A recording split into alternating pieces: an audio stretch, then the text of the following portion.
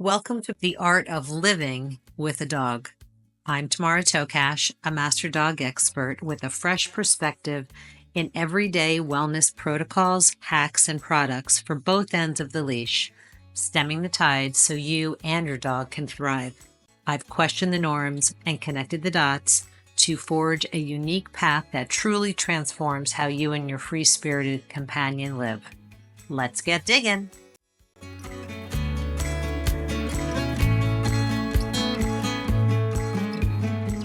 In today's episode, Tamara Tokash shares the top 10 things you should never give your dog, and a few of them may surprise you. From toxic chews to emotional mistakes we don't even realize we're making, this is a powerful wake-up call for every dog parent. Let's dive in. There's about 10 things that right now, don't give these things to your dogs. And I'm going to start in reverse order.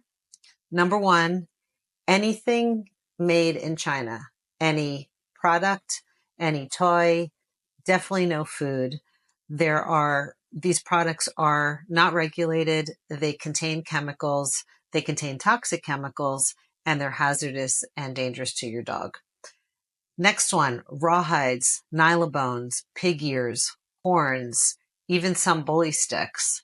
These are the types of things that, although they're marketed to appear to be a good mental stimulation / chew, canine enrichment item for your dog, they can tear the esophagus, destroy the digestive lining, contain parasites, and they actually can teach a dog to resource guard. And resource guard is when your dog, and it's a natural behavior. At the same time, we don't want to teach a behavior that is not as robust in a dog than it may be. So with these chews, you want to do it in a gradual learning step process. And again, you want to make sure is your dog a strong chewer, or like a hard chewer? Do they have a hard mouth? If they do, then you have to customize and determine what kind of chew is best for them. But the nylobones, by far one of the worst products out there. It's not natural. It's not safe. Dogs end up in the hospital ingesting these things. Pig ears, horns, even whole deer antlers. While it's natural, a whole deer antler, the texture of it is so hard that a lot of times dogs can break their teeth on it. And then they're in for a root canal, and then they're in for different types of oral surgeries. What a good alternative is for that would be a split elk antler. But any kind of chew that you offer your dog, you just want to make sure that it's safe, it's USA sourced, and it's appropriate for your dog. But you want to stay away from the rawhides, the greenies, the nylobones, and the pig ears. Next thing is the PetSafe Easy Walk harness. I see this on so many dogs. I think almost every dog in the United States is wearing this harness if they're wearing a harness. And the reason why this harness is on my do not give to your dog or do not use with your dog is because of the design. The reason people get it, there's a million reasons why people get it. Maybe their neighbors, their friends, their vets, their trainers are suggesting it. But the reason why dogs are not pulling with this harness is because it impedes the dog's natural range of motion with their front legs. So imagine tying ropes around both of your legs, the lower part of your legs, and being expected to walk fast. You wouldn't be able to. So it's not teaching a dog anything. It's creating problems, short-term, musculoskeletal, short-term and long-term. And a lot of times these are irreversible problems. When you're trying to teach a dog to not pull, by the way, pulling on a leash is a very common behavior that Dogs are not born to know how to walk on a leash, so it's our job to teach them how to do it. But to teach a dog to not pull on a leash, there's a learning curve there. And you want them to learn as opposed to just put a Band-Aid on something like this Easy Walk dog harness. So no PetSafe.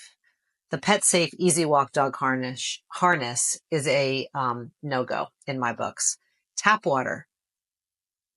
Tap water is considered a silent killer. There's chlorine, there's fluoride, there's heavy metals, there's bacteria. The list goes on and on. Invest in a Brita, invest in some kind of under sink mount water filtration. You can get really fancy with this, but at all costs, try to avoid tap water. That brings me into kibble.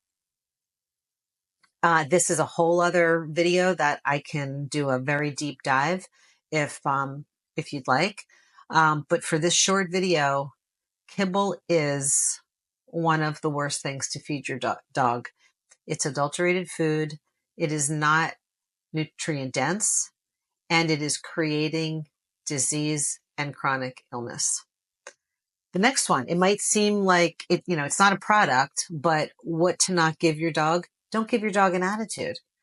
Dogs by nature are loving, they're happy, they're easygoing, and they by nature, they avoid conflict. So if you're giving a dog an attitude, then you're causing conflict. And if you're causing conflict, you're eroding trust and you're breaking down the relationship. And then all that does, whether you realize it or not, is it leaves your dog confused, misunderstood, and definitely sad. Next one, unrealistic expectations. A lot of people are imposing this on their dog. And I said this in an earlier video when I was giving a little bit more context to my method called Unleashed. And it's unrealistic expectations. Unrealistic expectations don't serve anyone well. So you need to know your dog. You need to get to know your dog. Every dog's an individual. And because every dog's an individual and they have their different ages and their different learning styles, it's not fair to them and it's not fair to you to have unrealistic expectations on them. And really what it does is it just breeds this illusion of this fabricated, manufactured dog image. And my goal is to remind everybody that dogs should be dogs. And so be pragmatic and be fair to your dog. Next thing to not give your dog is don't give your dog excuses to play or to go outside. Don't say it's too late or you're too tired or you just don't feel like it or your dog pulls on a leash or your dog's not social. All of those last two reasons, that's on you to learn how to teach your dog and guide your dog on how to be social and what comes with it, not to force it, but to guide them. And you do want to get outside because you've got vitamin N, as I call it. You've got sun, fresh air, you have grass. You can even go out there barefoot. You could do what's called earthing, where you connect to the earth's magnetic field like all animals do. But don't give your dog excuses for why you can't play and why you're not getting outside.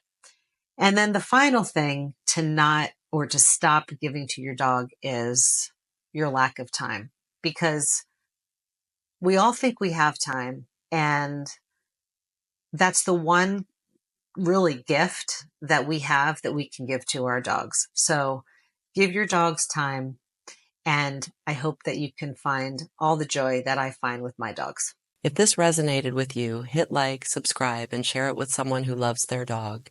You can explore safer alternatives and Tamara's full approach at tamaratokash.com and join our live Q&A sessions on Patreon. We've got more episodes on the way.